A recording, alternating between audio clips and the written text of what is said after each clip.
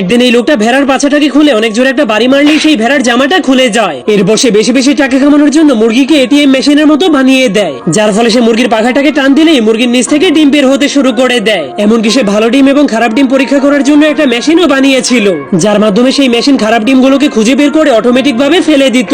এমনকি বিজ্ঞানীরা এমন একটা মেশিন তৈরি করেছে যা ডিমগুলোকে সাইজ অনুযায়ী আলাদা করে ফেলতে পারতো আর খারাপ ডিমগুলোকে বের করে দিত।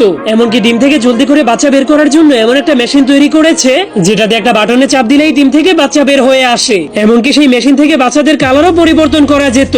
আর মুরগিদেরকে ক্যাটারপিলারের সাথে বিয়ে করিয়ে এমন একটা মুরগি তৈরি করা হয়েছে যার একটাকে জবাই করলেই 50টা রান খাওয়া যাবে। কিন্তু তার ছোট রান খেতে পছন্দ না হওয়ার কারণে মুরগিকে উট পাখির সাথে বিয়ে করিয়ে দেওয়া হয়। এই জন্য এখন সবাই বড় বড় মুরগির রান খেতে পারবে।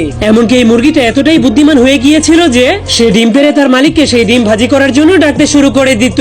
আর সেই দুনিয়ার মানুষের এতটাই চালাক ছিল যে ঘোড়াকে জিরাফের সাথে বিয়ে করিয়ে সবগুলো রেসকেই সহজেই জিতে যেত। এমনকি তারা এমন একটা গাছ আবিষ্কার করেছিল যে সেই গাছে সব ধরনেরই ফল ধরতো। আর তাদের কলা গাছগুলো এতটাই আধুনিক ছিল যে সেই গাছের কলাগুলো চেইন সহ ধরতো।